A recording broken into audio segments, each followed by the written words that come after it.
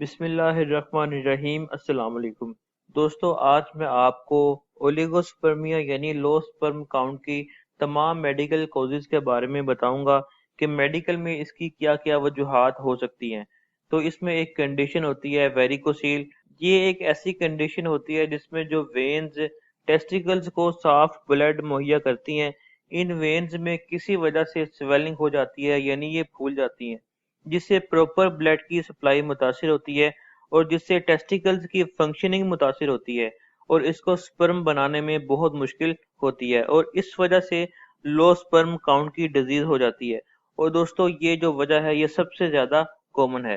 اس کے بعد کچھ طرح کی انفیکشنز ہوتی ہیں، کچھ ایسی انفیکشنز ہوتی ہیں جو سپرم کاؤنٹ کو اور ان کی ہیلتھ کو متاثر کرتی ہیں، جس سے سپرم موومنٹ بھی متاثر ہوتی ہے۔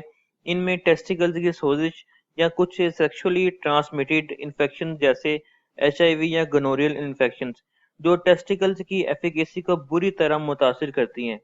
اس کے بعد ایک اور وجہ ہے جسے ہم ریٹروگریڈ ایجیکولیشن پرابلم کہتے ہیں۔ اس میں کیا ہوتا ہے کہ جو میل سیمن ہے یہ بجائے پینس کے ذریعے سے باہر نکلنے کے یہ بلیڈر میں شامل ہونا شروع ہو جاتا ہے، جس سے یا تو سیمن بہت کم نکلتا ہے یا بالکل ہی ڈسچارج نہیں ہوتا۔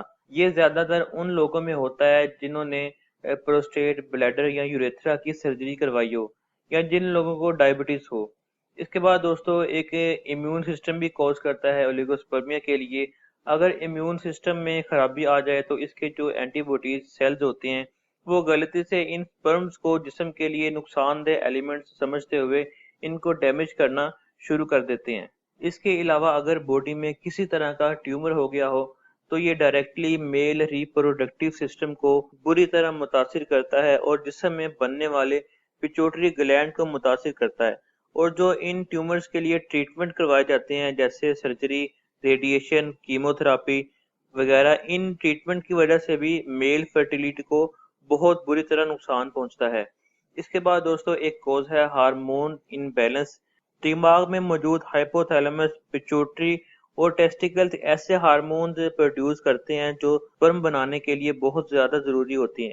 اگر ان ہارمونز کا امبیلنس ہو جائے جسم میں تو تب بھی لو سپرم کاؤنٹ ہو سکتا ہے۔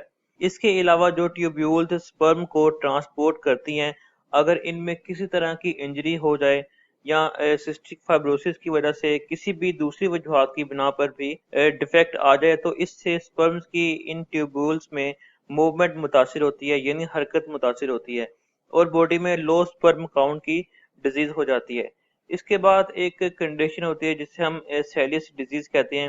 اس ڈیزیز میں جو گلوٹن پروٹین جو ایک خاص طرح کی پروٹین ہے جو آٹے اور میدے میں زیادہ موجود ہوتی ہے، اس کو لینے سے بعض اوقات ہمارا جو امیون سسٹم ہے یہ ہائپر ایکٹیو ہو جاتا ہے، جو میل فرٹیلیٹی کو بری طرح متاثر کرتا ہے۔ اس کے بعد دوستو ٹیسٹوسٹیرون ریپلیسمنٹ تھراپی کے لیے لمبے عرصے تک جو اسٹیرائڈ استعمال کیے جاتے ہیں، یا کینسر کے لیے جو میڈیکیشن یوز کی جاتی ہے، یا جو بعض طرح کی اینٹی فنگل اور اینٹی بائیوٹک یوز کی جاتی ہیں، تو ان کے استعمال سے بھی سپرم پروڈکشن بہت بری طرح متاثر ہوتی ہے اور میل فرٹیلیٹی کم ہو جاتی ہے۔